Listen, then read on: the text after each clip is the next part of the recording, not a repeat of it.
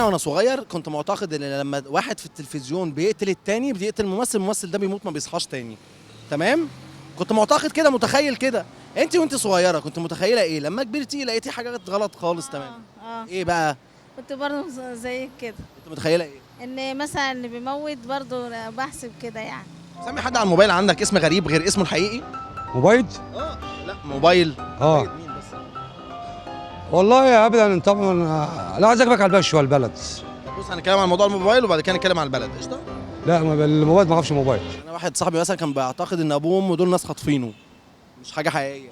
لا طبعا في ام وابويا اختفوا. لا في عيل صغير كان بيعتقد كده، ده صاحبي. انا اه كنت بعتقد ان، عارفه اللوحه بتاعت الغابه دي بتاعت البيوت بتاع زمان، كنت معتقد ان لو نطيت فيها ابقى في الغابه.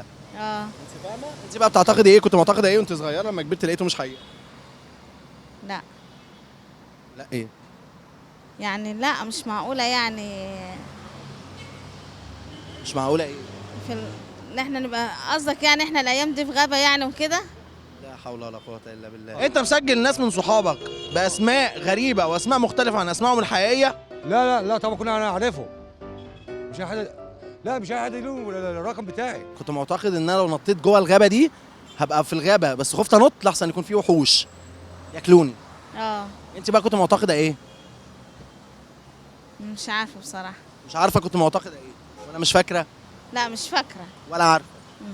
ليك صحاب صح؟ خدت ارقامهم وهم خدوا ارقام. حلو. صح؟ اه حلو. بعكس انا كده. قولوا لي بقى ايه الغابة وايه الحاجات دي بقى، ما انا عايزة اعرفها يعني. عايز تعرفي ايه؟ إيه يعني ايه انت بتقول لي انت نطيتي لقيتي في غابة. انت اللي نطيتي انا. يعني انت نطيت في غابة ماشي. يعني ايه الغابة دي بقى يعني مثلا؟ انت فاكراها كلمه عيب؟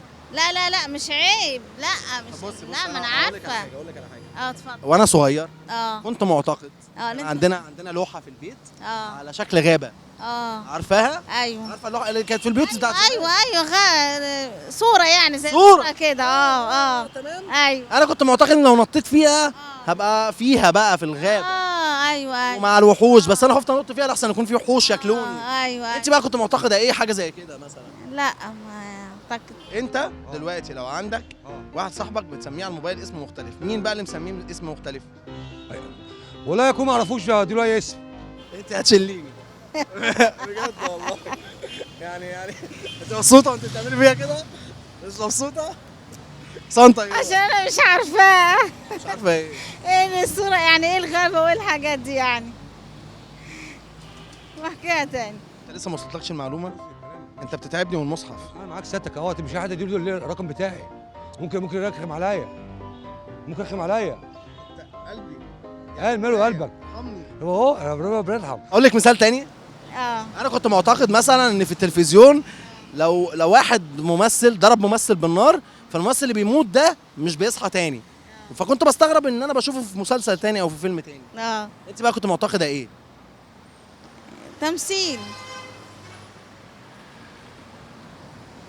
طب انت مش حد بعتك ليا عشان تشليني؟ طيب لا انا جايه بالصدفه كده. انت جايه بالصدفه عشان تشيلني. بالصدفه. انت مسجلني عندك على الموبايل، مسجلني باسم مختلف. خلاص. خلاص.